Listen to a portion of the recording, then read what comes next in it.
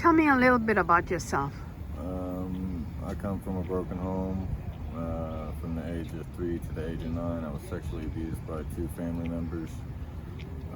You were sexually abused by family members, you said? Yes. How old were you at the time? 3 to 9. 3 years old to 9 years old. Uh-huh. And when my mom found out, she told my dad if he didn't stop that she was going to call the cops. And instead of calling the cops, after she caught him doing it for the 4th time, she went upstairs and she packed a bag and she left us all there. So this was your father that was doing these things to you? Yeah, my father and his brother. Oh, wow. So what happened? A few years later, she got visitation rights. My mom was... Now your mother took you with her, right? No. Oh, she left you? Yeah. With your abuser? Yeah. She wasn't much of a mother?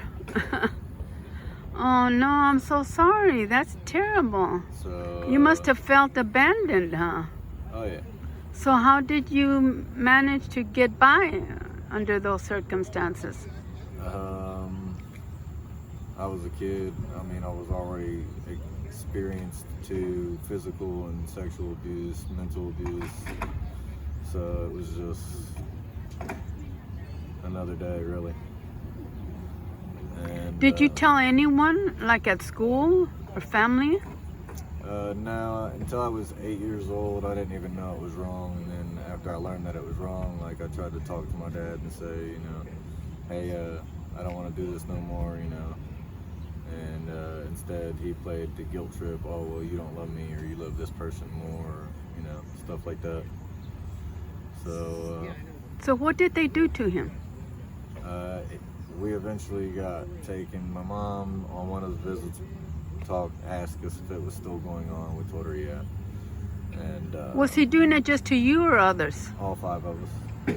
Your siblings? Yeah. Oh.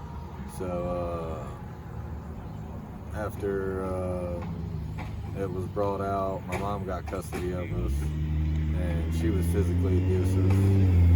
So, now she was physically abusive also toward you guys? Yeah. So you had it bad from your mother and father, right? Yeah. So you said what happened with your father? He eventually went to prison, him and his brother. And then after that, we went into the foster care system for a little bit. And my mom got custody of us again. And the foster mom had taught us, you know, had gotten us to stop beating up on each other, and you know, because we weren't exposed to the kind of abuse that we were exposed to, you know. So after we got placed back with my mom, after the first time we went into foster care, it was like, you know, you gotta get us out of here. What was it like being in foster care? Not the greatest. Some homes were okay, but I was moved from foster home to foster home because I had anger issues. And I don't blame you, right? So, but I wound up with John and Doris, who actually treated me like a normal teenager and broke a lot of the rules back then. I think they changed a lot of them now, because as a kid, you know, I got to go to a meeting and talk about it and speak up to a bunch of foster care workers. And it was good. You know, nobody really wanted to speak up until I took the first lead. So it was nice to see a lot of the other kids raising their hands, saying they felt the same. Is your father still alive? Yeah. He's in prison still? No, well, yeah, not from that though. But, yeah. Oh, okay. Do you have any contact with him? No. The last time I told him, if I see you, I'll kill you. When was the last time you saw him? But it made me mad. Hey, y'all have a good night. 13, he was fooled, maybe 9 years ago. And your mother, are you close to her? She died 12 years ago. 12 years ago from cancer. And you were homeless at one time, you said. I've been homeless a number of Are you currently homeless? Yes, I walked away from everything for my kids. They were the only thing in the house that I cared for.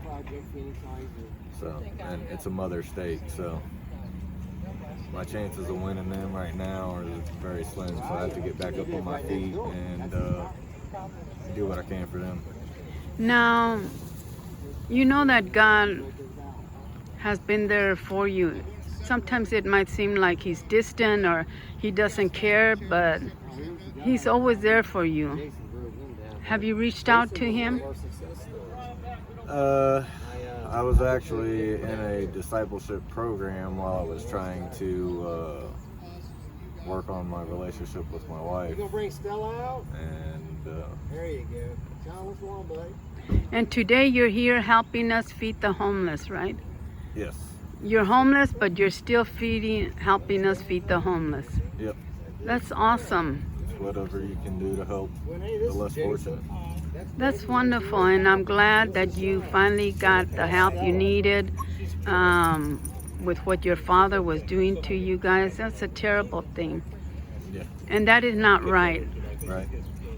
And I'm glad that you're on a better path. Now you're involved with a ministry that is helping you get on your feet, right? Yep, So those are all good things.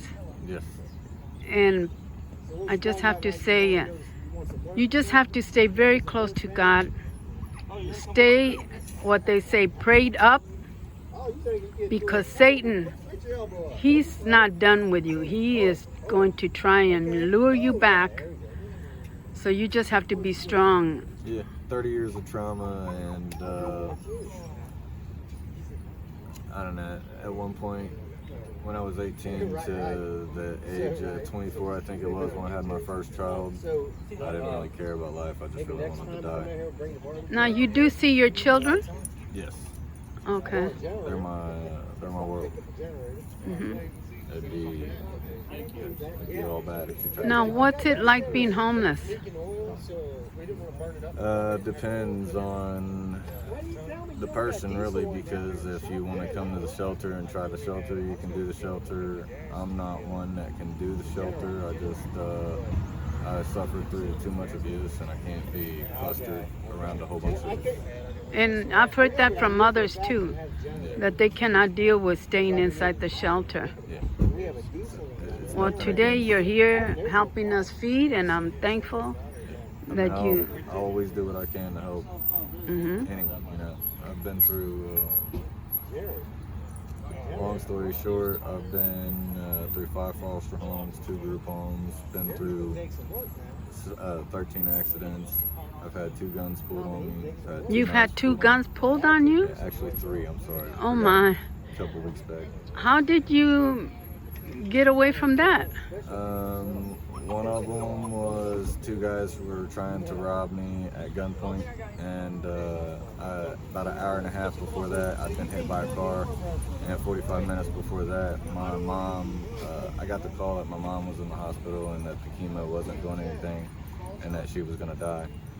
So I hadn't gotten to see my son for the first 6 months of his life, and I was homeless at the time. When he pointed the gun in my face, I didn't care. I was more afraid of tomorrow than I was of. Give me your hand, sweetie. You know that God loves you, right? Yeah. And He's gonna see you through all of this. Yeah, I didn't survive everything that I survived to. You're gonna be strong. He wants me to be the father that I need to be for my kids. Oh, I see you've got some bracelets on. What do they say? This one says, Timothy Howard, the moment your heart stopped, mine changed forever. Oh, And then this one is in loving memory of Pam Gear. that was your mother? Yeah. Thank you, sweetie, for sharing. You're welcome. Today we're gonna be serving fried chicken, okay? Yes, ma'am. All right. All right. And people are starting to come together. Thank you, sweetie, for You're welcome. sharing. Bye-bye. All right, bye.